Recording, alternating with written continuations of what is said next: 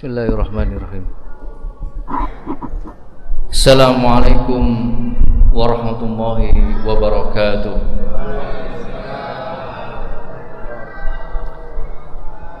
Alhamdulillah. Alhamdulillahilladzi an'amana bi ni'matil iman wal islam. Walhamdulillah alladzi hadana lihada wa ma kunna linahtadiya laula an hadana Allah. Asyhadu an la ilaha illallah wahdahu la syarika lah, syahadatan tunji qailaha min azabin nar, wa asyhadu anna Muhammadan abduhu wa rasuluh. Allahumma salli wa sallim wa barik ala nabiyina al-mustafa Muhammadin sallallahu alaihi wasallam wa ala alihi wa ashabihi wa man tabi'ahu bi ihsanin ila yaumiddin, amma ba'du. Ikhwatul iman, alhamdulillah. Ini kayaknya tadi itu tanda ojo suwe-suwe kayak kultume kan gitu ya. Biasanya kita harus peka terhadap kondisi alam ini ya. Oke, saya nggak lama memberikan materi kultum, kuliah 7 menit. Pertama, saya mengajak semuanya bersyukur kepada Allah. Mari kita bersyukur atas segala nikmat yang telah diberikan kepada kita. Sebelum lanjut kita membuktikan wujud syukur kita, yang paling utama saya sampaikan permohonan maaf saya ya. Mungkin tadi takmirnya datang waktu menjelang qomat, iki imami kok kurang tokoh-tokoh iki. Imami kalau di Muhammadiyah itu memang apa ya, enggak seperti di Nahdien ya. Kalau Nahdien itu pakai surban, pakai baju putih ya, pakai apa lagi itu, udeng, dari jauh udah kelihatan oh itu imam gitu. Nah, itu biasa gitu. Kalau di Muhammadiyah itu yes biasa, seperti jamaah biasa. Kadang juga pakai jas. Kebetulan kemarin saya juga diingatkan sama salah satu takmir, Ustaz, samaan kalau ngimami, untung itu kenal takmirnya, pakai jas biar kelihatan gagah. Ternyata betul apa yang beliau pesankan. Kalau tadi saya datang ke sini pakai jas, mungkin ketenger, oh ini imamnya, ini ustadznya gitu ya. Tadi karena saya nggak pakai jas, nggak kenal juga, akhirnya golek-golek ikin di imami iki. Tahu-tahu pamat moro-moro ngadeg. Assalamualaikum mas. Ya.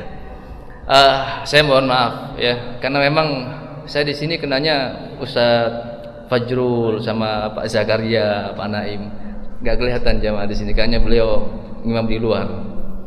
Kemudian yang kedua, saya bersyukur dan berterima kasih bisa bertemu, bersilaturahim, bertambah saudara di Masjid Baitul Muttaqin ini. Semoga pertemuan kita di tempat yang mulia ini oleh Allah dihadirkan di majelis kita ini berkah dan rahmatnya kepada kita semua, amin. Dan khususnya ilmu yang bermanfaat insyaallah. Nah, ikhwatul iman, saudaraku yang dirahmati Allah, begini, Ramadan ini setiap tahun kita bertemu ya. Yang usianya 50 tahun dia baliknya di usia 16 tahun, berarti 34 tahun dia berpuasa. Pertanyaannya, selama 34 tahun atau 30 atau lebih tahulah begitu, apa yang didapatkan dari Ramadan? Apa yang didapatkan dari puasa ini? Maka Rasulullah SAW memberikan ketegasan terkait dengan datang Ramadan ini. Rogima anfun itu orang yang delosor, hidungnya kena aspal. Itu rogima anfun artinya, itu celaka. Celakalah orang apabila datang Ramadan dia tidak dapat apa-apa Ramadan itu. Tidak dapat ampunan dari Allah, hanya dia dapatkan lapar dan dahaga saja. Nah, ikhwatul iman, mari kita kaji betul hadis yang sangat populer. Man shoma ramadanan imanan wa ihtisaban ghufira lahu ma taqaddama min dhanbi. Orang yang berpuasa penuh dengan keimanan ya. Bukan berpuasa karena rutinitas. Bukan berpuasa karena hanya sekedar gugur kewajiban, namun penuh dengan keimanan. Apa itu penuh dengan keimanan? Yaitu penuh mengharap ridha Allah. penuh mengharap adanya sebuah perubahan yang lebih baik. Ya. Ikhwatul iman, ini yang harus kita kaji. Supaya kita ke depan bisa lebih baik, maka mari kita niatkan ibadah puasa kita ini bukan karena nanti di Ramadan banyak jadwal kultum, bukan. Nanti di Ramadan ada THR, bukan. Di Ramadan ada bazar, kita nanti bisa buka stand di sana, bukan itu, ya. Tapi karena Allah Ta'ala kita berpuasa. Ikhwatul iman, bukan hanya itu saja, wahtisaban.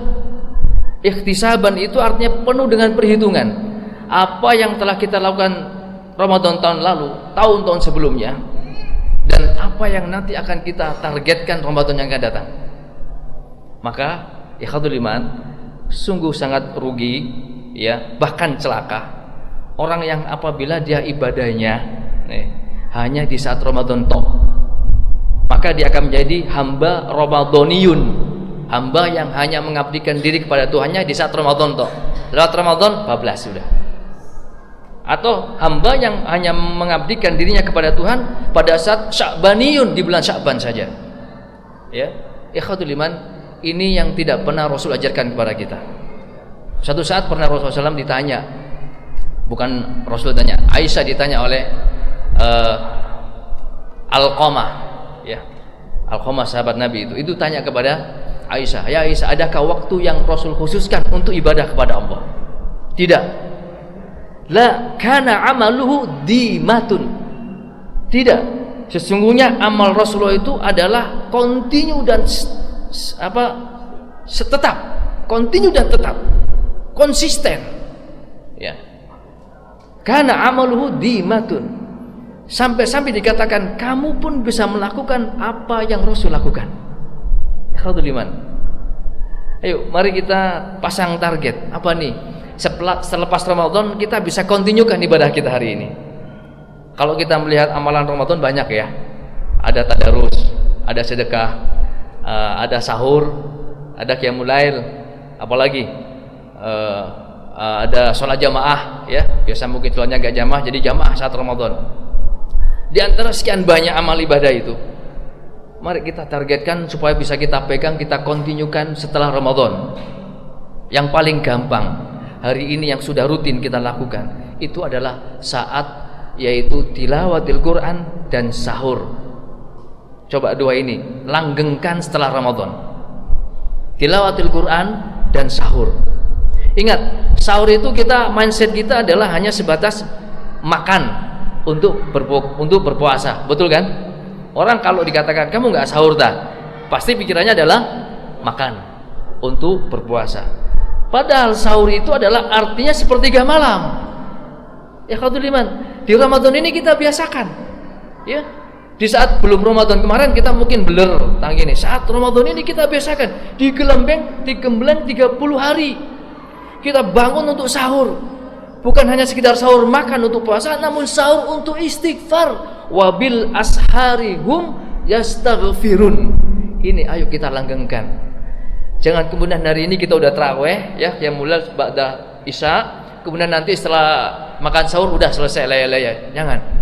Ayo, ada waktu yang mustajabah di saat itu, perbanyak istighfar kepada Allah setelah makan sahur, ya, atau sebelum makan sahur. Ini langgengkan ikhwatul iman. 30 hari kalau kita bisa melanggengkan, kemudian ditambah 6 hari nanti bulan Syawal, kemudian jadi 36 hari, kurang 4 hari lagi, 40 hari berturut-turut. Kalau kita sudah membiasakan itu, insya Allah itu akan mengalir terus, akan mudah kita untuk bangun qiyamul lail. Itu yang pertama. Yang kedua, ikhwatul iman, agar Ramadan kita lewat enggak sia-sia, yaitu tilawatil Quran. Jangan lewatkan hari-hari kita ini kecuali dengan membaca Al-Quran. Saudaraku yang dirahmati Allah Ta'ala, sesungguhnya orang yang membiasakan melanggengkan ibadah meskipun itu kecil, itu adalah amal ibadah yang sangat dicintai oleh Allah Jalla.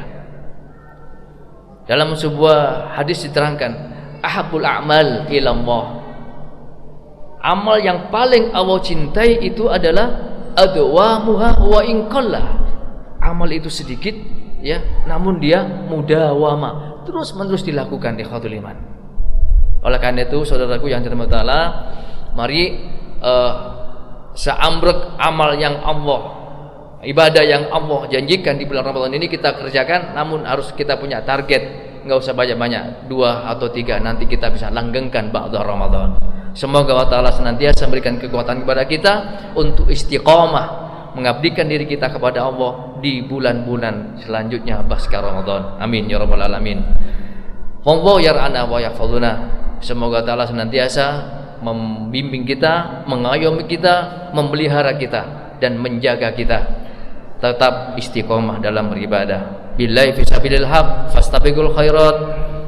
Nasrun minallah wa fathun qarib wa basyiril mu'minin. Assalamualaikum warahmatullahi wabarakatuh.